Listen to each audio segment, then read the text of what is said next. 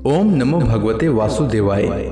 भगवान बृहस्पति देव की पूजा अर्चना के लिए बृहस्पतिवार को व्रत करके बृहस्पतिवार व्रत की कथा का श्रवण करना चाहिए। बृहस्पतिवार का व्रत करने और व्रत कथा सुनने से स्त्री पुरुषों की सभी मनोकामनाएं पूरी होती है। इस व्रत से धन संपत्ति की प्राप्ति होती है, निसंतानों को पुत्र प्राप्ति होती है, परिवार में सुख शांति बनी रहती है, सभी आनंद पूर्वक रहते हैं। इस व्रत में व्रत कथा का श्रवण करने का विशेष महत्व है। अब आइए सुनते हैं बृहस्पतिवार व्रत कथा। प्राचीन समय की बात है। भारत में एक राजा राज्य करता था। वह बड़ा प्रतापी तथा दानी था। वह नित्य प्रति मंदिर में भगवत दर्शन करने जाता था। वह ब्राह्मण और गुरु की सेवा किया करता था। उसके द्वार से कोई भी याचक निराश होकर नहीं लौटता था। वह प्रत्येक गुरुवार को व्रत रखता एवं पूजन करता था। हर दिन गरीबों की सहायता करता था। परंतु यह सब बातें उसकी रानी को अच्छी नहीं लगती थी। वह न तो व्रत करती और न किसी को एक भी पैसा दान में देती थी। वह राजा से भी ऐसा करने को मना किया करती थी। एक समय की बात है। राजा शिकार खेलने वन को चले गए। घर पर रानी और दासी थी। उस समय गुरु बृहस्पति साधु का रूप धारण कर राजा के दरवाजे पर भिक्षा मांगने आए। साधु ने रानी से भिक्षा मांगी तो वह कहने लगी, हे साधु महाराज, मैं इस दान और पुण्य से तंग आ चुकी हूँ। इस कार्य के लिए तो मेरे पति देव ही बहुत हैं। अब आप ऐसी कृपा करें कि सारा धन नष्ट हो जाए तथा मैं आराम से रह सकूं। साधु रूपी बृहस्पति देव ने कहा, हे देवी, तुम बड़ी विचित्र हो। संतान और धन से कोई दुखी नहीं होता है, इसको सभी चाहते हैं। पापी भी पुत्र और धन की इच्छा करता है। अगर तुम्हारे पास धन अधिक है तो भूखे मनुष्यों को भोजन कराओ, प्याऊ लगाओ, ब्राह्मणों को दान दो, धर्मशालाएं बनवाओ, कुआं, तालाब, बावड़ी, बाग, बगीचे आदि का निर्माण कराओ तथा निर्धनों की कुंवारी कन्याओं का विवाह कराओ, साथ ही यज्ञ आदि करो। इस प्रकार के कर्मों से आपके कुल का और आपका नाम परलोक में सार्थक होगा एवं स्वर्ग की प्राप्ति होगी। परंतु रानी साधु की इन बातों से खुश नहीं हुई। उसने कहा, हे साधु महाराज, मुझे ऐसे धन की आवश्यकता नहीं जिसको मैं अन्य लोगों को दान दूं तथा जिसको रखने और संभालने में ही मेरा सारा समय नष्ट हो जाए। साधु ने कहा, हे देवी, यदि तुम्हारी ऐसी इच्छा है तो जैसा मैं तुम्हें बताता हूँ तुम वैसा ही करना। बृहस्पतिवार के दिन घर को गोबर से लिपना, अपने केसों को पीली मिट्टी से धोना, केसों को धोते समय स्नान करना, राजा से कहना वह हजामत करवाए, भोजन में मांस मदिरा खाना, कपड़ा धोबी के यहाँ धुलने देना। इस प्रकार 7 बृहस्पतिवार करने से तुम्हारा धन नष्ट हो जाएगा। यह कहकर साधु महाराज रूपी बृहस्पति देव अंतर ध्यान हो गए। रानी ने साधु के कहने के अनुसार 7 बृहस्पतिवार तक वैसा ही करने का विचार किया।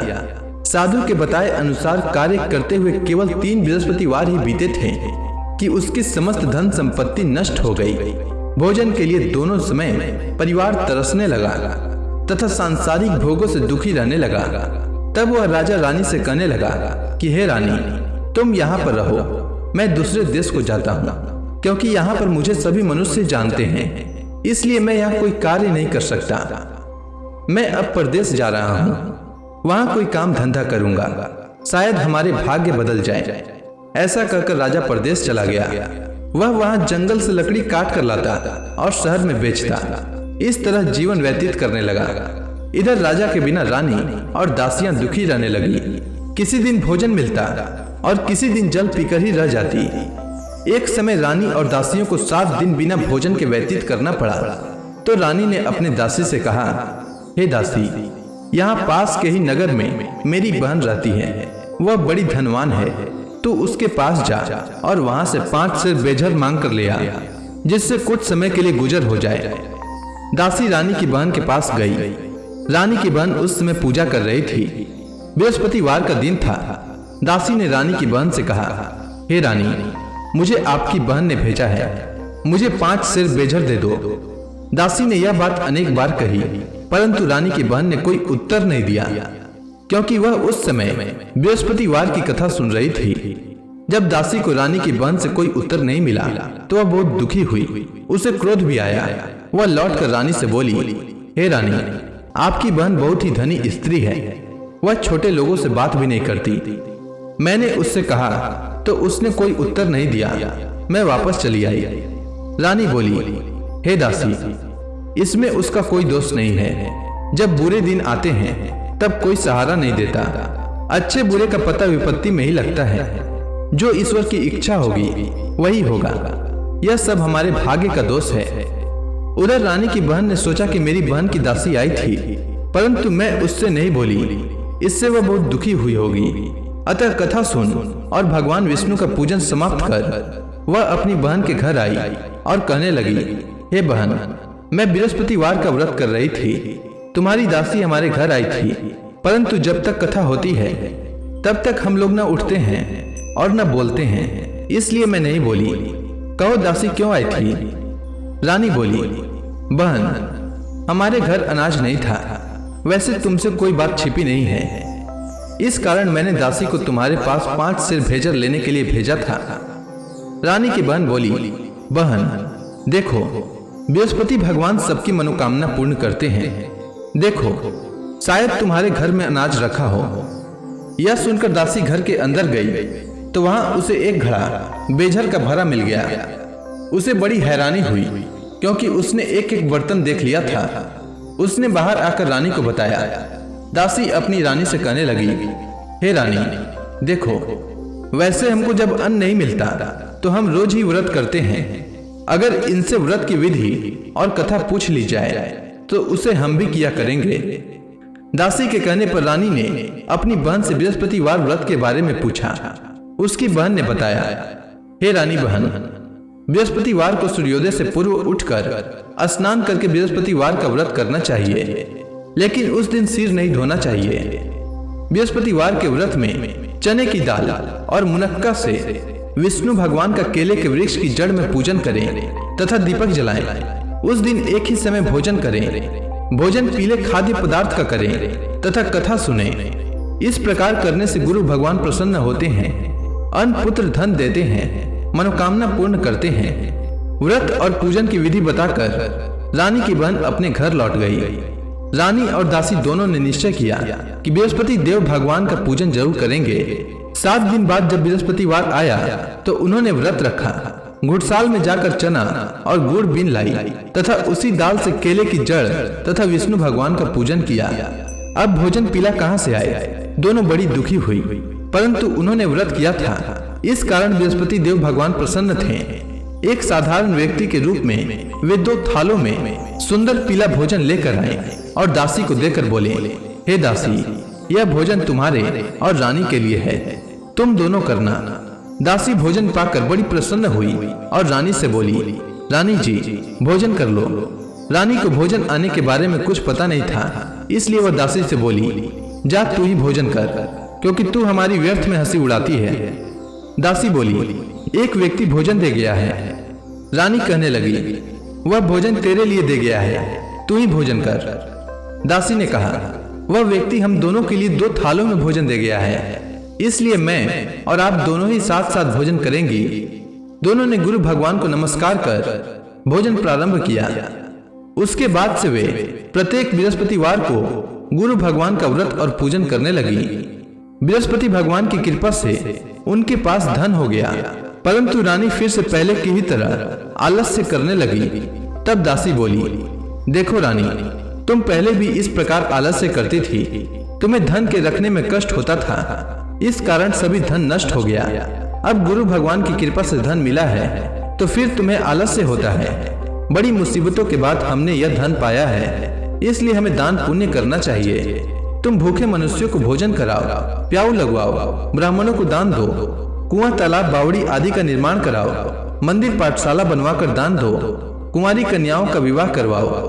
धन को शुभ कार्यों में खर्च करो, जिससे तुम्हारे कुल का यश बढ़े तथा स्वर्ग प्राप्त हो और पितृ प्रसन्न हो।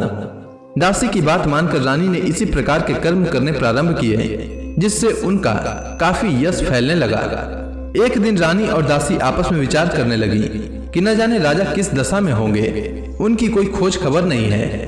गुरु भगवान से उन्होंने प्रार्थना की और भगवान ने रात्रि में राजा को स्वप्न में कहा, हे राजा, उठ, तेरी रानी तुझको याद करती है, अब अपने देश को लौट जा।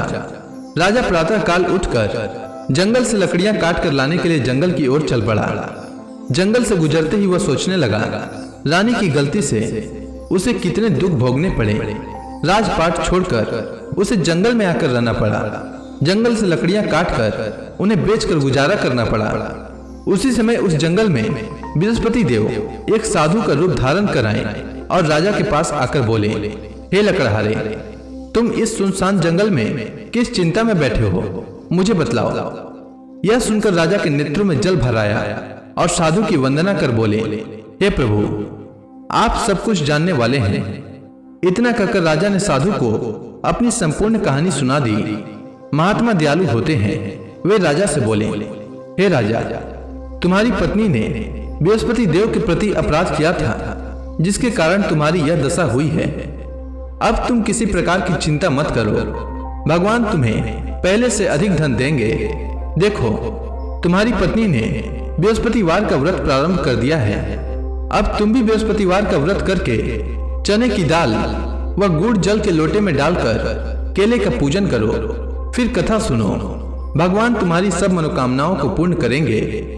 साधु को प्रसन्न देखकर राजा बोला, हे प्रभु, मुझे लकड़ी बेचकर इतना पैसा भी नहीं बचता जिससे भोजन करने के उपरांत कुछ बचा सकूं। मैंने रात्रि में अपनी रानी को व्याकुल देखा है। मेरे पास कोई साधन नहीं जिससे समाचार जान सकूं। फिर मैं बृहस्पति देव की क्या कहानी सुनूं? मुझको तो कुछ भी मालूम नहीं है। साधु ने कहा, हे राजा, तुम किसी बात की चिंता मत करो। बृहस्पतिवार के दिन तुम रोजाना की तरह लकड़ियां लेकर शहर में जाओ। तुम्हें रोज से दुगना धन प्राप्त होगा, जिससे तुम भली भांति भोजन कर लोगे तथा बृहस्पति देव की पूजा का सामान भी आ जाएगा। बृहस्पति देव की कथा इस प्रकार है, सुनो। प्राचीन काल में एक बहुत ही निर्धन ब्राह्मण था। उसकी कोई संतान नहीं थी। वह नित्य पूजा पाठ करता, परंतु उसकी स्त्री बहुत मलिनता के साथ रहती थी। वह स्नान न करती और न किसी देवता का पूजन करती। प्रातःकाल उठते ही सर्वप्रथम भोजन करती, बाद में कोई अन्य कार्य करती। ब्राह्मण देवता बहुत दुखी रहते थे। पत्नी को बहुत समझाते, किंतु उसका कोई परिणाम न निकलता। भगवान की कृपा से ब्राह्मण की स्त्री को कन्या उत्पन्न हुई। वह कन्या अपने पिता के घर में बड़ी होने लगी। वह बालिका प्रातः स्नान करके भगवान विष्णु का जप करती। वह बचपन से ही बृहस्पतिवार का व्रत भी करने लगी। पूजा पाठ समाप्त कर विद्यालय जाती तो अपनी मुट्ठी में जौ भर कर ले जाती और पाठशाला जाने के मार्ग में डालती जाती। वही जौ स्वर्ण के हो जाते तो लौटते समय उनको बीनकर घर ले आती। एक दिन वह बालिका सूप में उन सोने के जौ को फटक कर साफ कर रही थी। तभी उसकी मां ने देख लिया और कहा, हे बेटी, सोने के जौ को फटकने के लिए सोने का सूप होना चाहिए। दूसरे दिन गुरुवार था। इस कन्या ने व्रत रखा और बृहस्पति देव से प्रार्थना करके कहा, हे प्रभु, यदि मैंने सच्चे मन से आपकी पूजा की हो तो मुझे सोने का सूप दे दो। बृहस्पति देव ने उसकी प्रार्थना स्वीकार कर ली।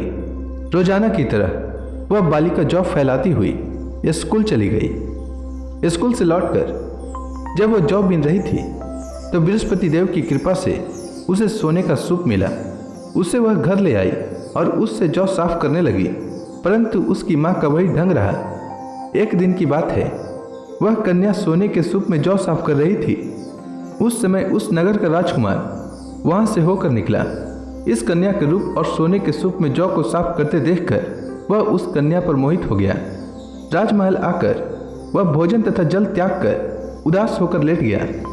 राजा को जब राजकुमार द्वारा अन्न जल त्यागने का समाचार ज्ञात हुआ तो अपने मंत्रियों के साथ वह अपने पुत्र के पास गए और बोले, हे बेटा, तुम्हें किस बात का कष्ट है? किसी ने अपमान किया है अथवा कोई और कारण है? मुझे बताओ, मैं वही करूँगा जिससे तुम्हें प्रसन्नता हो। राजकुमार ने अपने पिता की बातें सुनी तो वह बोला, मुझे आपकी कृपा से किसी बात का दुख नहीं है। किसी ने मेरा अपमान नहीं किया है, परंतु मैं उस लड़की के साथ विवाह करना चाहता हूँ जो सोने के सूप में जौ साफ कर रही थी। यह सुनकर राजा आश्चर्य में पड़ गया और बोला, हे बेटा, इस तरह की कन्या का पता तुम्हें लगाओ। मैं उसके साथ तुम्हारा विवाह अवश्य ही करवा दूंगा। राजकुमार ने राजा को उस लड़की के घर का पता बतलाया। मंत्री उस लड़की के घर गया और राजा का आदेश ब्राह्मण को सुनाया। कुछ ही दिन बाद ब्राह्मण की कन्या का विवाह राजकुमार के साथ संपन्न हो गया। कन्या के घर से जाते ही उस ब्राह्मण देवता के घर में पहले की भांति गरीबी का निवास हो गया। अब भोजन के लिए भी अन्न बड़ी मुश्किल से मिलता था। एक दिन दुखी होकर ब्राह्मण अपनी पुत्री से मिलने गया। बेटी ने पिता की दुख की अवस्था को देखा और अपनी माँ का समाचार पूछा। ब्राह्मण ने सभी हाल कहा।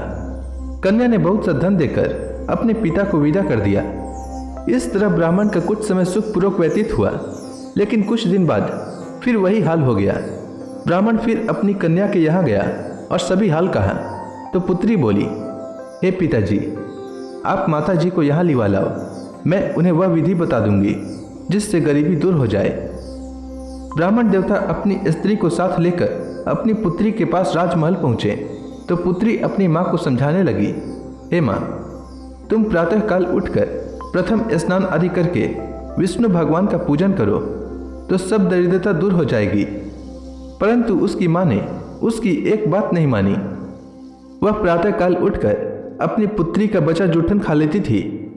एक दिन उसकी पुत्री को बहुत गुस्सा आया। उसने एक रात एक कोठरी से सारा सामान निकाल दिया और अपनी माँ को उसमें बंद कर दिया।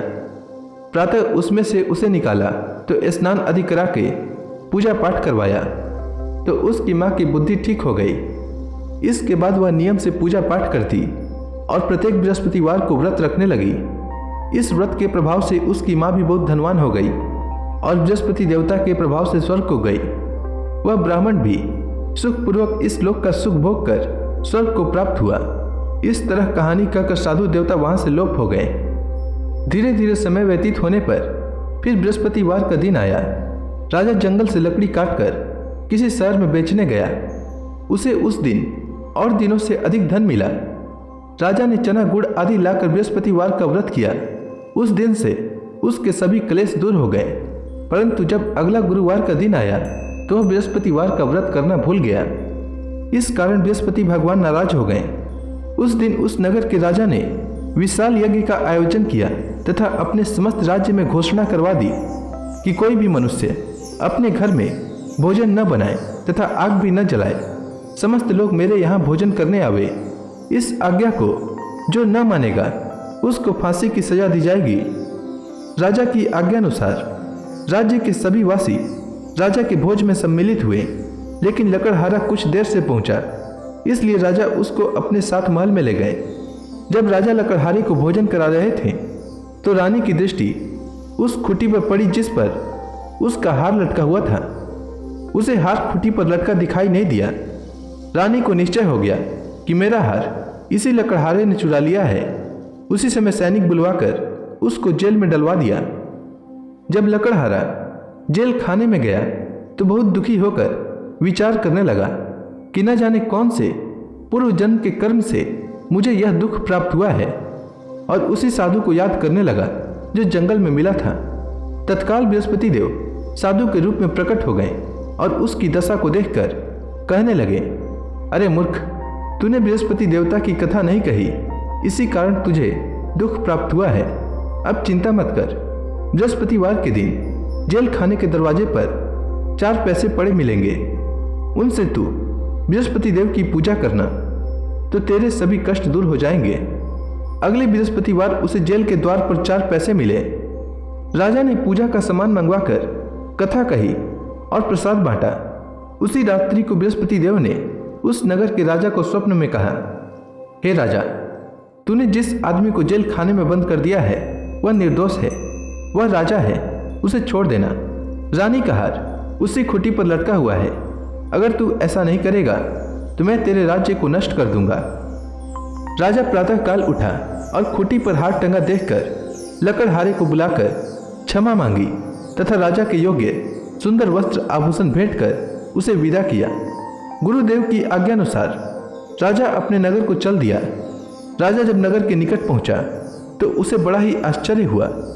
नगर में पहले से अधिक बाग, तालाब और कुएं तथा बहुत सी धर्मशालाएं, मंदिर आदि बने हुए थे। राजा ने पूछा कि यह किसका बाग और धर्मशाला है। तब नगर के सब लोग कहने लगे कि यह सब रानी और दासी द्वारा बनाए गए हैं। राजा को आश्चर्य हुआ और गुस्सा भी आया। जब रानी ने खबर सुनी कि राजा आ रहे हैं तो उसने अपनी दासी से कहा, हे दासी, देख, राजा हमको कितनी बुरी हालत में छोड़ गए थे। वह हमारी ऐसी हालत देखकर लौट न जाएं, इसलिए तू दरवाजे पर खड़ी हो जा।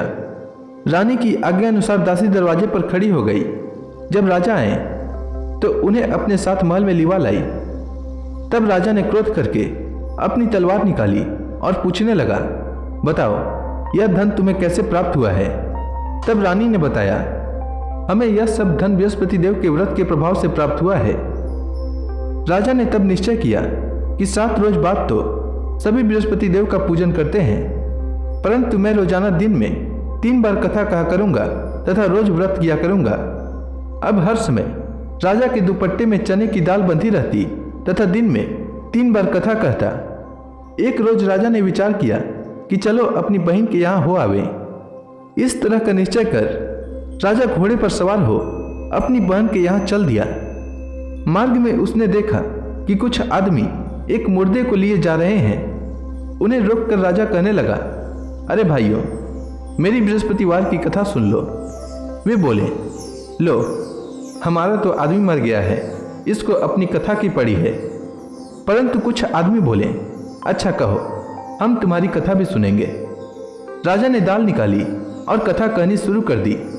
जब कथा आधी हुई तो मुर्दा हिलने लगा और जब कथा समाप्त हुई तो राम राम करते हुए वह मुर्दा खड़ा हो गया। राजा आगे बढ़ा। उसे चलते चलते शाम हो गई। आगे मार्ग में उसे एक किसान खेत में हल चलाता मिला। राजा उससे बोला, अरे भैया, तुम मेरी बृहस्पतिवार की कथा सुन लो। किसान बोला, जब तक मैं तेरी कथा सुनूंगा तब तक 4 हरया जोत लूंगा। जा अपनी कथा किसी और को सुनाना। राजा आगे चलने लगा। राजा के हटते ही बैल पछाड़ खाकर गिर गए तथा किसान के पेट में बहुत जोर से दर्द होने लगा। उसी समय किसान की पत्नी रोटी लेकर आई। उसने जब यह देखा तो सब हाल पूछा। बुढ़िया दौड़ी दौड़ी उस घुड़सवार के पास गई और उससे बोली, मैं तेरी कथा सुनूंगी, तू अपनी कथा मेरे खेत पर ही चलकर कहना। राजा ने लौटकर बुढ़िया के खेत पर जाकर कथा कही, जिसके सुनते ही बैल खड़े हो गए तथा किसान के पेट का दर्द भी बंद हो गया। राजा अपनी बहन के घर पहुंच गया। बहन ने भाई की खूब मेहमानी की। दूसरे रोज प्रातःकाल राजा जागा तो वह देखने लगा कि सब लोग भोजन कर रहे हैं। राजा ने जब अपनी बहन से पूछा कि ऐसा कोई मनुष्य है जिसने भोजन नहीं किया हो, जो मेरी बृहस्पतिवार की कथा सुन ले, तो बहन बोली, हे भैया, यह देश ऐसा ही है। पहले यहाँ के लोग भोजन करते हैं, बाद में अन्य काम करते हैं। अगर पड़ोस में कोई हो तो दिखाती हूँ। ऐसा कहकर बहन देखने चली, परंतु उसे कोई भी ऐसा व्यक्ति नहीं मिला जिसने भोजन न किया हो। वह एक कुम्हार के घर गई जिसका लड़का बीमार था। उसे मालूम हुआ कि उसके यहाँ 3 दिन से किसी ने भोजन नहीं किया है। रानी ने अपनी भाई की कथा सुनने के लिए कुम्हार से कहा। वह तैयार हो गया। राजा ने जाकर बृहस्पतिवार की कथा कही, जिसको सुनकर उसका लड़का ठीक हो गया। अब तो राजा की प्रशंसा होने लगी। एक दिन राजा ने अपनी बहन से कहा, हे बहन, मैं अपने घर जाऊंगा, तुम भी तैयार हो जाओ। राजा की बहन ने अपनी सास से अपने भाई के साथ जाने की आज्ञा मांगी। सास बोली, चली जा, परंतु अपने लड़कों को मत ले जाना, क्योंकि तेरे भाई को कोई संतान नहीं होती है। बहन ने अपने भाई से कहा, हे भैया, मैं तो चलूंगी, परंतु कोई बालक नहीं जाएगा। राजा ने कहा, जब कोई बालक नहीं चलेगा तब तुम जाकर ही क्या करोगी? दुखी मन से राजा अपने नगर को लौट आया। राजा ने अपनी रानी से कहा, हम निसंतान हैं, इसलिए कोई हमारे घर आना पसंद नहीं करता। इतना कह वह बिना भोजन आदि किए शैया पर लेट गया। रानी बोली, हे प्रभु, बृहस्पति देव ने हमें सब कुछ दिया है, वे हमें संतान भी अवश्य देंगे। उसी रात बृहस्पति देव ने राजा को स्वप्न में कहा, हे राजा, उठ, सभी सोच त्याग दे, तेरी रानी गर्भवती है। राजा को यह जानकर बड़ी खुशी हुई। 9वें महीने रानी के गर्भ से एक सुंदर पुत्र पैदा हुआ। जब राजा की बहन ने यह शुभ समाचार सुना तो वह बहुत खुश हुई तथा बधाई लेकर अपने भाई के यहाँ आई। तभी रानी ने कहा, घोड़ा चढ़कर नहीं आई, गधा चढ़ी आई। रानी की बहन बोली, भाई मैं इस प्रकार न कहती तो तुम्हें औलाद कैसे मिलती। बृहस्पति देव ऐसे ही हैं, जिसके मन में जो कामनाएं रहती है सभी को पूर्ण करते हैं। जो सद्भावना पूर्वक बृहस्पतिवार का व्रत करता है एवं यह कथा पढ़ता है अथवा सुनता है और दूसरों को सुनाता है, बृहस्पति देव उसकी सभी मनोकामना पूर्ण करते हैं। बृहस्पति देव उनकी सदैव रक्षा करते हैं। जो संसार में सद्भावना व सच्चे हृदय से बृहस्पति देव का पूजन करते हैं, उनकी सभी मनोकामनाएं उसी प्रकार पूर्ण होती है जैसे रानी और राजा ने बृहस्पति देव की कथा का गुणगान किया। उनकी सभी इच्छाएं बृहस्पति देव ने पूर्ण की। मनुष्य को हृदय से उनका मनन करते हुए जयकारा करना चाहिए। तो प्रेम से बोलिए, बृहस्पति देव की जय, विष्णु भगवान की जय, समस्त देवी देवताओं की जय। अब आप सभी भक्तगण हाथ जोड़कर भगवान श्री हरि का ध्यान करें। आरती होने वाली है। ओम जय जगदीश हरे, स्वामी जय जगदीश हरे। भक्त जनों के संकट, भक्त जनों के संकट क्षण में दूर करे। ओम जय जगदीश हरे।